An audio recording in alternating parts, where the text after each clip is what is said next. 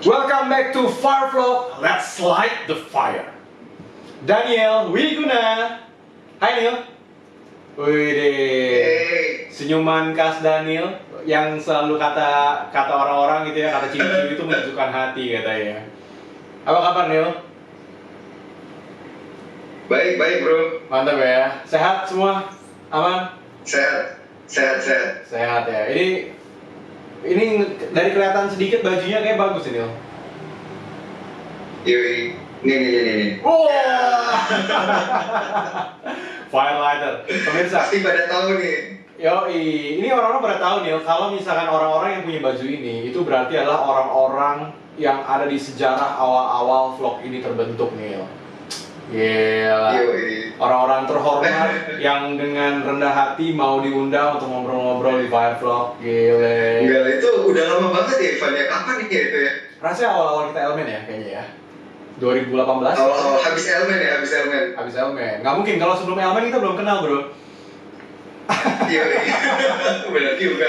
Pemirsa, kalau bisa diperhatikan ya, teman-teman banyak mungkin yang udah nonton atau belum nonton vlog aku sama Daniel Wiguna dulu. Kita ngomongin soal pendidikan, ya. Itu ada beberapa perbedaan seorang Daniel dari dulu dan sekarang, ya. Meskipun konsistensi olahraganya tetap itu nggak berubah sampai sekarang. Perasaan gue kayak enak. Tapi ada beberapa perubahan. Yang pertama, Daniel sekarang ini seorang news anchor kondang. Oh. Jadi tiap hari tuh otaknya dia, mulutnya dia tuh isinya angka-angka semua, betul Neil ya? Angka, data, ya kan? Terus yang kedua, yang ini mohon maaf pemirsa, aku harus beritahu ini demi kebaikan bersama ya Neil ya. Jadi buat pemirsa ini, teman-teman semua yang lagi nonton, mohon maaf pendaftaran untuk menjadi pendampingnya Daniel Wiguna sudah ditutup. Betul itu saudara Daniel? Gak ada yang daftar. Nggak ada yang daftar, bisa aja loh. Jadi kalau misalkan, ya ini maklum nih host gosip sekarang nih kan ya. Jadi menurut pemantauan aku gitu ya, Daniel Wiguna ini sekarang udah statusnya bukan it's complicated lagi, it's in a relationship. Wah, aduh. Supaya nggak kalah sama Abang Ivan ini. Jadi mohon maaf ya. Kan Abang Ivan hot banget tuh ya. Ini mampus loh kali gue petikin sekarang ya. Anyway, congrats Neil. Langgeng-langgeng lah main sekarang ya. Sampai berapa cucu beranak pinak. Oke. Siap. Neil ini lagi nggak liputan berarti sekarang ya, lagi nggak syuting di studio? Iya, lagi off. Lagi off. Kenapa? Karena emang tapi lagi off harus standby. Oh, work from home, right?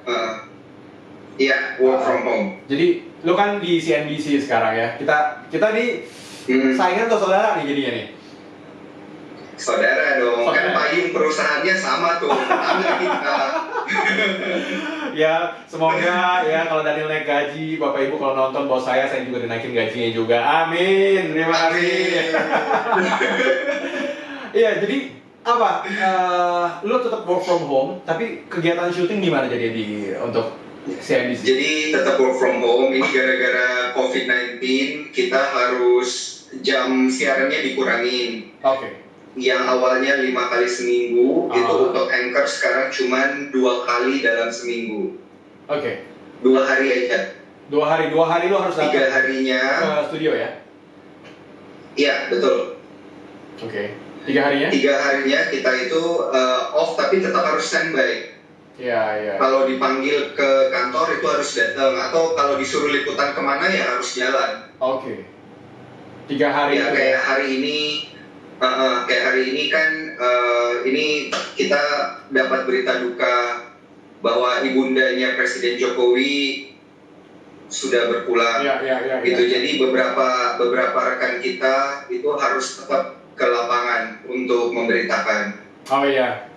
Ini untuk itu ya, anyway, aku sama Daniel juga mau mengucapkan turut berbela-sungkawa ya atas berpulangnya dari Presiden kita Joko Widodo. Ya kita doakan kiranya Tuhan yang memberikan penghiburan buat segenap keluarga yang ditinggalkan ya.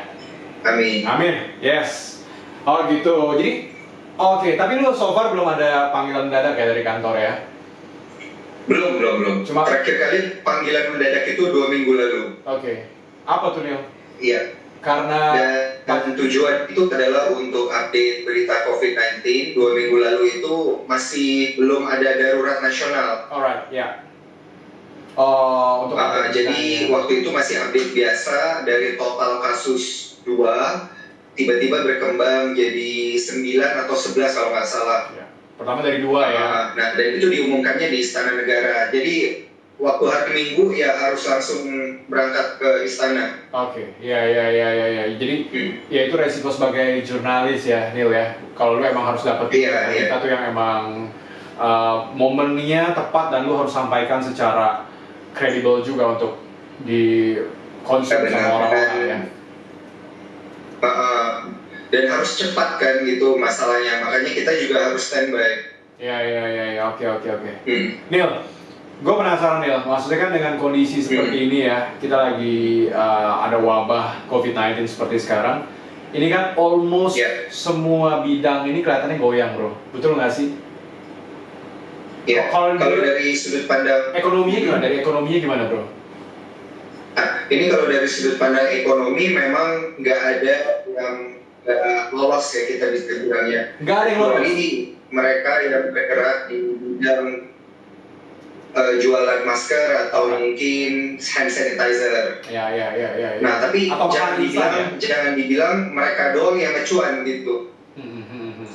Karena ketika bisnis itu normal, yang beli hand sanitizer dan beli masker itu nggak banyak. True. Jadi sekarang musimnya nih dia. Iya, jadi kebalik sekarang. Makanya kita bilang ada balance lah gitu. Jadi gantian. Nah, tapi sayangnya itu bisnis-bisnis yang rugi jauh lebih banyak jumlahnya dari mereka yang jualan hand sanitizer dengan masker. Iya, betul. Ya kayak misalnya jadi makanan banyak kalau dari sisi ekonomi, semua yang pertama adalah semua sektor itu kena.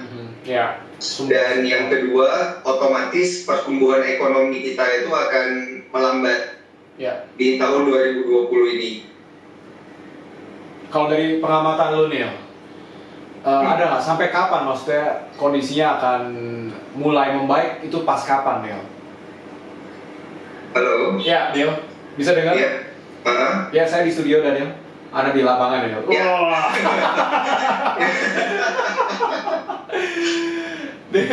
Mantap. Ivan nanti pindah CNBC aja, Ivan. Oh iya, gila, jangan gitu dong. Kalau bos gue nonton gimana nih? Gue kan loyal bro. Aduh. Itu sampai kapan ya? Di titik apa kelihatannya perekonomian kita bakal mulai bounce back lagi nih? Di titik apa? Untuk rebound ya maksudnya ya, recovery. Ya, recovery. Nah gini, jadi kita kan ekonomi ini melambat. Fase-fase kayak gini ini udah pernah terjadi. Oke.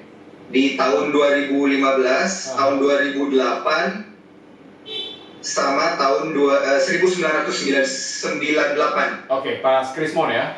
Nah, ya pas Krismon. Nah, jadi pertanyaannya adalah kapan recovery-nya dan berapa lama recovery-nya.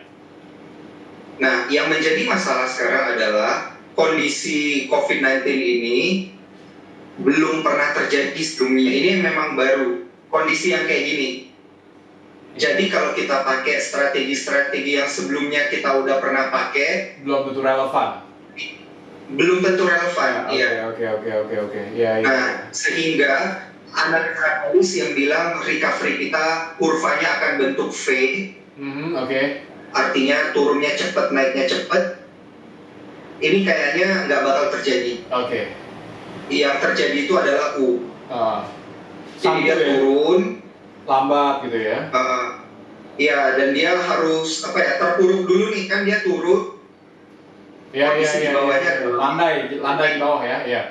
Ya, landai dulu. Nah, ini kalau ditanya sampai kapan?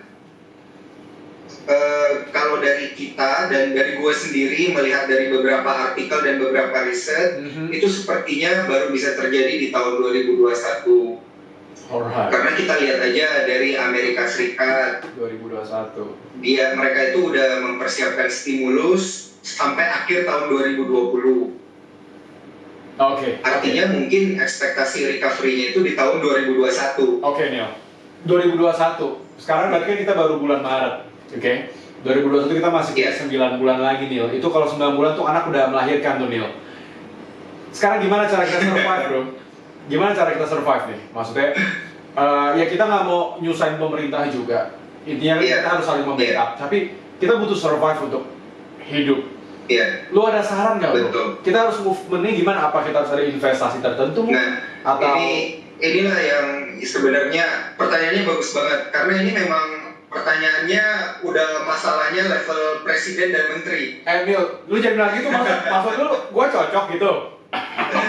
Ya, kan ada tuh foto di Instagram Ivan sama Pak Jokowi ya. Bagus tuh gue positif. Lu mau pindah ke selebrita? Hah? Oh, itu keren.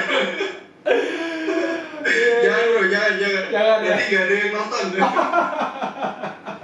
Ibu-ibu terpanjang malu nih. Jadi gini Van, ini kan levelnya memang benar permasalahannya presiden sama menteri. Makanya ini alasan utama kenapa Presiden Jokowi nggak mau mengambil opsi lockdown. Oke. Lockdown. Ya. Dari kemarin kan kita ramai tuh ngomongin tentang lockdown dan lain sebagainya. Tapi akhirnya nggak terjadi juga. Nah, alasannya itu sederhana. Karena kembali lagi ke pertanyaannya Ivan. Nah, ini orang-orang yang di bawah garis kemiskinan ini mau makannya gimana kalau di lockdown? Iya, karena kan lockdown itu berarti ekonomi berputar. Habis itu barang masuk dan keluar nggak ada perdagangan. Nggak ada perdagangan. Nah, nggak ada perdagangan, nggak ada uang nggak bisa beli makan. Oke. Nah, ini opsi yang diambil sama India. Di mana mereka mulai lockdown, kalau nggak salah mulai kemarin, itu dari mereka melockdown 1,3 miliar orang. Oke.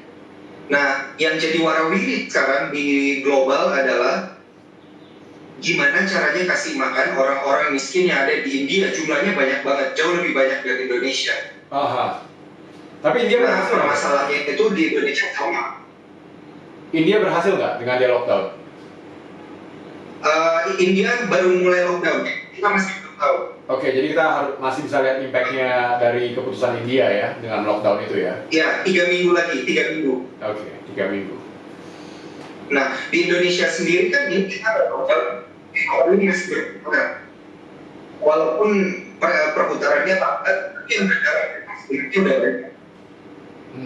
Nah, kalau misalnya Ivan biasa main software, ketemu tuh ada beberapa rekan yang bekerja di bidang transportasi online, udah susah dapat orderan. Dia yang warung kopi itu udah hampir nggak ada yang dan lain sebagainya. Nah, ini kalau dilanjutin terus ya otomatis kan makin lama makin bedaran, lukanya kan. Nah, jadi yang bisa kita lakukan sekarang untuk masyarakat kelas bawah ya, kita bilangnya di bawah garis kemiskinan itu memang benar cuma melakukan dari pemerintahan ya. Sorry ya, boleh dulu apa yang perlu dilakukan oleh masyarakat bawah nih? Tadi ada putus-putus. Ya, yang masyarakat bawah hanya nggak pilihan lagi. Mereka cuma menunggu stimulus dari pemerintah. Oke, aku ulang ya mungkin teman-teman masyarakat bawah nggak punya pilihan lain selain kita menunggu stimulus dari pemerintah. Nah, contohnya kayak atau Raskin itu kan program itu jadi yang ada kartu untuk universitas gitu. Jadi memang boleh diulang tadi produknya apa ini rada putus-putus nih? Ya, stimulusnya itu yang pertama kayak apa? Bantuan langsung tunai kayak. Bantuan langsung tunai, oke. Nah, lalu yang kedua? Itu yang kedua ada kasih raspun. Beras untuk rakyat miskin. Beras untuk rakyat miskin. Iya, raskin, beras untuk rakyat miskin, oke. Dan ada stimulus kayak misalnya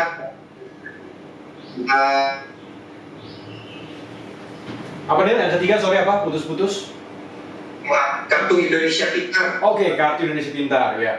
Ya, kayak dan yang lainnya untuk menstimulus ekonomi masyarakat kelas bawah. Oke, jadi untuk masyarakat kelas bawah, biar bagaimanapun ini di saat-saat ini sangat tergantung sama pemerintah ya Nil ya. Iya. Nah, karena lama-lama kalau ya dibantu ini akan menggunakan juga. Nah, sorry. Contohnya,